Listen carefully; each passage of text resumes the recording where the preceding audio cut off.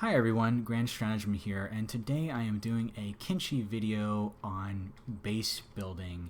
It's going to be a bit of a tutorial and also just giving everyone who is fairly new with base building a general idea of what their initial challenges may be and what to look out for. So with any great base, we kind of need to talk about a little bit of the backstory, like what is our goal with this base, right? And so a little minor spoilers here, but nothing too crazy. I actually started this game as the escaped slave start with our team and Kumo down here, and we started off in the tyrannical slave pits of Rebirth, which are owned by the faction known as the Holy Nation. And so we very quickly have our reason to hold a grudge against this great quote-unquote Holy Nation. And as we escaped, we decided to make it our personal mission to bring down this tyrannical regime and liberate all the downtrodden people. And so we decided to take their god's name in vain and name our base Akron's Thorn. So now that we have that established, our goal is to essentially raid the nearby towns and bring an end to this enemy that we've created for ourselves. And yeah, I think it works pretty thematically. However, if we're going to make a base like this, we need to think about the first thing that one should think about before even laying down their foundation, and that is location when it comes to a base. So let's go ahead and click on Sophie, who's our designated science person, and if we look at it, she has 53 science points, and if you're curious on how to level that up, make sure that the person researching all your research is the same person, and that will increase her science skill or his science skill greatly. And we're just going to go ahead and run a prospect. And this will give you all the information that you need to know for, is this a good location for building a base or not?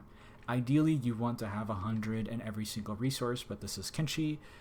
Scarcity is basically the name of the game here, so it's very rare that you're going to find a place with everything and also be in a defensible spot. Now, if you notice, our water is pretty effective. Like, I think we're good on water. You're going to need water for farming and crops. Our environment's actually pretty good too. We're in between the border of two different bio zones, essentially, and that means we have access to both green and arid zone climates. And while they both have their advantages and disadvantages, sometimes being a part of both can give you the advantages and disadvantages of both. So it can actually be helpful if you have the right combination, and I think green and arid is a good combination. So we have our fertility, and we immediately have a problem, as you can tell. The river valleys in the back here are very fertile for obvious reasons, but we are up on a rocky plateau, and it is completely black here, 0 fertility. So we're not able to grow stuff very well, but except if you notice, we actually do have some crops up here miraculously, so sometimes you just get lucky. And yeah, but you would ideally want to be in a fertile region, and so would everyone else in this game, and that's where it gets interesting. You're going to run into a lot of enemies in fertile regions, whereas if you build in a very desolate zone, you probably won't run into much difficulty, except for the fact that you can't grow a lot of food. So then we're going to need stone, iron, and copper. Stone is usually very easy to come across. You shouldn't have too much difficulty with that. Iron, if you notice, this is a node resource, so you need to make sure that your base is near a node within a reasonable distance, and also copper. If you'll notice, there are actually red dots here. If you can barely make that out, that means they're very low yield nodes. I'm lucky because this plateau has both. It has a decent yield copper node of 70%, or actually 80%. Yeah, it's actually even better than I expected. And an iron node, which is of 100%. So I'm in a really good spot, I'll be honest with you. I got very lucky with the spot. I'm very happy with it. But there's one other thing that this map doesn't really tell us, which is defensibility. Now, you're going to face bandit raids and attacks on your base. That's just a part of Kenshi. So any advantage that you can get is welcomed. Now, if we look, I'm actually built up on top of a plateau. I have the obvious height advantage. That's really great. I'm built off the major road here, so a lot of the Holy Nation patrols that I really want to avoid will just walk right past me. That's great. They don't walk through my base at all, which is another great thing. And there's only 2 ways up here. One is this little back region that never gets used because I've walled it off, and then the main path here which is the front gate. And most of my attacks will come up straight through here. And if you noticed on my storm house here, you'll actually see I have these nice little mounted crossbows in the perfect position to just rain down hell on my enemy. And as they're up at the gate, I have a secondary defense here. So if they manage to get to my first gate, they'll have to go through a second gate. And this essentially is my lifeblood up here. This is everything behind this gate is vulnerable. So I need to make sure that whatever happens here, that they don't get into the second gate. Now, I'll talk a little more about defense later, but now that we have our location essentially mapped out, you may think to yourself, okay, great, now it's time to start building. But hold your horses, because you need to start doing a lot of research before you even start that. So if we look at our tech tree here, you're going to need to build the tech levels here. Now, research your tech levels. And to do that, you are going to need to get your tech here, and you have to build a small research bench. Now, you can get a lot of the good basic base building techs through just this bench alone, but you will have to eventually upgrade to a research bench 2 and a research bench 3, which requires power, but we'll talk about power in a little bit. And once you have these established, your researcher will be able to allow you to, or unlock the buildings needed to become a self-sufficient base. However, you may think to yourself, well, I don't want to build my research bench out in the middle of the wilderness, so what do I do?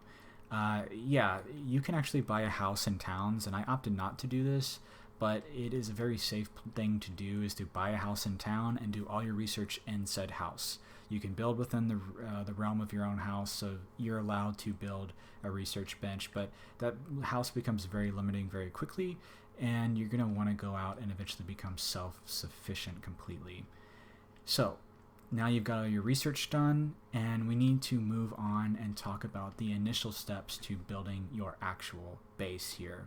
So the first thing you're going to need is stone, and the reason why is if we have a little stone mine here, then we're going to need a manual stone processor, which creates these building materials, which is necessary for the initial building, such as like a storm house or even like a little small shack. So you're definitely going to need access to this, because building materials are very heavy and they're very unwieldy. You can't have many of them in your inventory at the same time. And you're going to need to build this stone mine. So again, how do we do that? That's where the stone stat from where we did our prospecting earlier comes into play. If we look at our stone mine, yeah, we've got some really good stone patches up here of 100%. You want to make sure you can get as close to 100% as you can. I have 100% where my mine is currently, because it increases the efficiency at said mine as your settlers use it and mine from it, and then increases the overall yield. So you want an efficient, effective base. So try your best for that. As far as numbers in your base go, I would try to have at least 6, because you're going to start noticing very quickly that more hands the better, because some of these initial processors require 3 people to just barely pump out one building material, maybe once every 40 seconds to a minute or so. It's not exactly and that's real time, not game time, and it can become a slog very quickly if you're working with a minimal amount of people. Now we've got our stone set up, and we're going to eventually need to work over to our iron, and you essentially do it in a similar manner. We've got an iron refinery here, and we've got a little storage chest for our raw iron. So essentially, if you assign someone to the ore node and the refinery, every time they mine enough ore, they'll go ahead and put it in the box, and then the guy who manages the refinery will go ahead and take the stuff out the box and use it for his refinery and do his task. A key thing to note with that in particular, the task down here, you'll essentially assign a job. You shift right click a resource. So like if you want someone to purely mine, you make sure that they have a box that they can store stuff in. So then you just shift right click the iron here. As you notice, he actually has this as a duty already. It's his least priority job. And he will, whenever he's not doing anything else, he will go mine the iron resource and put stuff into the box. And then, of course, he's also assigned to the iron refinery. So he typically, or this lower servant here will typically shift and do everything automatically here. And then eventually those iron plates will get put over into the iron plate box, but I've been pretty effective with my use, so I have none stored up currently. So we've got our iron, we've got our stone, You will need copper later on for the electronics that get built for a lot of the power units, actually. So that's a good time now to talk about power. So the reason why you need power is a lot of the upper tier buildings will require power. So if you notice on the right here, I've got a 50/8 power with the battery charge. So if we look at the actual power tab here, we have battery banks, which any unused energy will be stored up in these battery banks. And you have two different approaches towards, well, I guess, about two, where you can, two approaches to power, where one is wind generation, which is free, and the one I've opted for. So if you build these windmills in your base, they will generate power whenever the wind is blowing. If you don't have battery banks, though, and the wind isn't blowing, you're not getting any power whatsoever. So that's the big liability of this power source, is if there's no wind, you're kind of screwed. However, the battery packs can kind of make up for it, and the more battery packs you have, the more overall efficient your base can be. But sometimes you just go into these periods of almost no wind, and it can be a little unreliable. So if you don't want to do that, you have the option of just building a straight up generator. And I mean, this is an effective method as well, but you will need fuel to fuel, I guess, that generator, and you're gonna have to go ahead and buy that. You can't actually create fuel in the game. However, you can create biofuel, which is the biofuel distillery here, and this will pump out the fuel for you to use in, I guess it's biofuel technically, to throw into your regular generator. So as long as you've got your crops more or less unmolested, and you're creating green fruit, which I believe is used for this biofuel distillery, you'll have essentially an unlimited power source. It just depends on how much biofuel you're creating at a time, and you don't create biofuel very quickly. So I prefer the wind generators, and it makes sense. We're on a big giant plateau. There should be pretty good wind up here. I've actually got another windmill building up over yonder. So we've got our power confirmed, we've got our basic foundation built, we've kind of looked at our defenses a little bit, and now we need to look at the food. I mean, that's the major reason why you make a base in this game, is so you can be self-sufficient. Now, you typically are used to going around and buying food and whatnot, and you can make most of the food that you can buy in this game.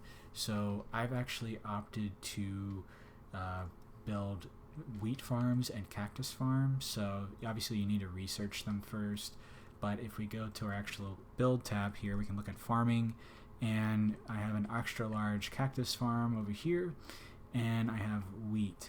Now, cactuses you can build in an arid climate, no problem. If you notice here, I've got 100% fertility and also 100% crop yield, and I'm in an arid environment, so cactuses grow great. Wheat, however, is a different story. So I can build wheat here. I've got good fertility, and again, I'm on a plateau, and typically most of this region has 0 fertility, but there are little crops and patches on this plateau I've noticed that actually carry over into the green environment zone that I'm bordering, and so I get the 100% fertility from that biosphere, which is really awesome. However, if you notice, I'm still somehow in the arid environment despite having this fertility, and I get a 60% crop yield on wheat. Now, what that means is you have a 60% chance of every time the farmer hits the little wheat node here, you will have a chance to fail, unless your farmer stat's pretty high. And so I actually roll with 2 wheat farms and 1 cactus farm, because the cactuses usually never fail me, but the wheat can be kind of problematic at times. And I chose these 2 crops because I can create dust witches. So if we can just very quickly get out of build mode here and use Javik to kind of go look at this. Yep, we've got our dust witches here. They're 70 nutrition, so I mean, if we look at the rice, which you can make pretty easily in swamp climates, that's only 25 nutrition. It's easy to make rice, but not very nutritional, so you're going to be making a lot of something and burning through it very quickly. Now, dust witches, on the other hand, have 70 nutritional value, and while the description is pretty awful, I would hate to eat one of these, apparently they're effective, and I'm making enough to where I have a little stockpile going on here, so I could probably invite more people into my base and not really break the equilibrium by any means. So to be able to create these crop farms, we're going to make sure that we have a well. And again, we'll just go ahead, and this is where the water stat from earlier kicks in. So let's see, is it storage? No, it must be under farming. Yeah, we got well. So we got lucky, and we have a nice little water patch here as well with 100. And so I've got my well. I think a well tier 2 actually is self-sufficient. So as long as it has power, it's constantly creating water. And then that water will be directly used into your farms to create the crop. And then I think for me, I've had to create a little silo and a bread oven to create the bread for those dust witches. So we're now completely self-sufficient on the food, and we talked about the research, and we talked about the initial foundation. Now let's talk about the defense and attacks and all that kind of stuff. So we're self-sufficient. People are going to want what we have. This is Kenshi. It's a game all about scarcity, and when you have what other people want, prepare to defend yourself. Now, I typically don't get attacked by animals, which is great. I know I actually have a few animals in my little canal here, or not canal, little path here, but these were from traders. And with that in mind, animal attacks are just the worst because they are indiscriminate. They will eat your settlers if they get a chance and they've knocked them out, and that's extremely inconvenient if you just happen to be unable to defend your town. And they also make a beeline straight for your farms, especially if you build in fertile open areas. So you're going to need to build up a wall or something to funnel them into. Now, I'm lucky because I'm on a plateau. I don't typically deal with that, but bandits are a huge problem for me, and also the Holy Nation, because we've made them our mortal enemies. In fact, in the cages here, I already have a couple of Holy Nation suckers that walked a little too close to my base, if we want to call it that. Now, I already showed you the defenses from earlier, more or less, but again, just keep in mind these gates can't typically hold off an attack very, very well. I mean, like, you can't just lock them outside. They're going to bust their way in maybe like 30 seconds to a minute flat. So these are just there to delay the enemy. You really need to have a front line of fighters, and you definitely have too few with just 6 people. Like, you need about 10, 15, 20 people to really be able to man an effective defense. And I mean, make sure you've got guys up on the walls, shooting crossbows, doing everything they can to kill as many of them before they actually engage into fighting your party, because any loss on your end is super, super rough. Now, I can typically deal with the regular bandits, but then when the Holy Nation attacks, if any astute viewers have been watching to this point, they'll notice that my stats on my characters are not good enough to hold off an actual Holy Nation attack. So what happens when I deal with an attack that I can't deal with? Well, the first thing you can look at is actually diplomacy, and just due to the nature of the Holy Nation, they actually have some other enemies other than myself. Minor spoilers here, but there's actually a Flotsam village up here, which I allied with because we have similar goals for obvious reasons. And they actually will send reinforcements sometimes. So if you notice, I've got like some little Flotsam ninjas walking around my base. Now, they usually send them in response to a raid sent out by Akron, the Holy Nation. But if you notice, I'm in the smack dab of Holy Nation, so the ninjas usually show up very late to the party. And, I mean, they are effective, though, because they'll stick around for a while, and any other bandit attacks that come afterwards, maybe while I'm recovering from an Holy Nation attack, yeah, they're useful, okay? So definitely consider diplomacy as well. Now, okay, so the Holy Nation attacks, what do I do? Because I obviously can't deal with them in a direct one-on-one conflict. Well, if we look at Artem, he is the world's greatest assassin, apparently. Now, I didn't exactly intend for this to happen. He's my main character, but let's just say he tried to escape rebirth several times, and you only need to escape once. So he had a lot of practice getting beat up and trying to escape a prison constantly. So when all the bad guys from the Holy Nation show up, if you have a single building, they will make a beeline for that building, and they'll typically knock down the door and then idle in the singular building that you have. So if you look at my assassin here, he can actually 100% stealth KO most characters that are at that Holy Nation grunt level. And so he will just sit there and knock them all out one by one because they're usually all idling and facing the opposite direction. And since my character's stealth stat so high, I can kind of get away with it. Let's say you don't have that, though. What do you do? Or let's say you made the mistake of building 2 buildings like I did and realized very quickly that they no longer idle in a single building, but rather they double back and forth between the 2 buildings as they in their desperate bid for finding food and raiding your storages. Well, in that case, you're kind of boned, and you just kind of have to let them do as they please. So what I typically do is hide all of my members over here on this side of the plateau where they're usually unmolested, and they will decide to leave when they want to leave. In the Holy Nation assaults, they will typically leave and return about their duties, but if like hungry bandits show up, they will kick you out of your own base. They do not care. They're like, this is our base now. This base you built, sorry, it's mine.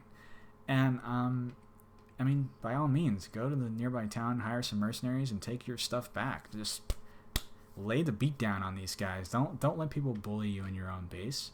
But anyways, so yeah, that's kind of attacks in a nutshell. Don't worry, you don't always get attacked. You'll deal with traitors and other people might show up. Some bandits you can actually maybe bribe to make them go away. And yeah, it's a dynamic system, and the world does react to your presence, which I really like. So, with all that said, I know this video's dragged on a little bit, but there's one last thing I want to talk about before I end, and that is the end game. Like, what's the point in all this, right? Yes, you can have self-sufficiency and everything, but what's the point? Well, I think the point of endgame in Kenshi, especially when you've established a sprawling base, or maybe even empire, is what you make of it, really. Like for me, I created the story based around this holy nation and the dismantling of this tyrannical regime, right?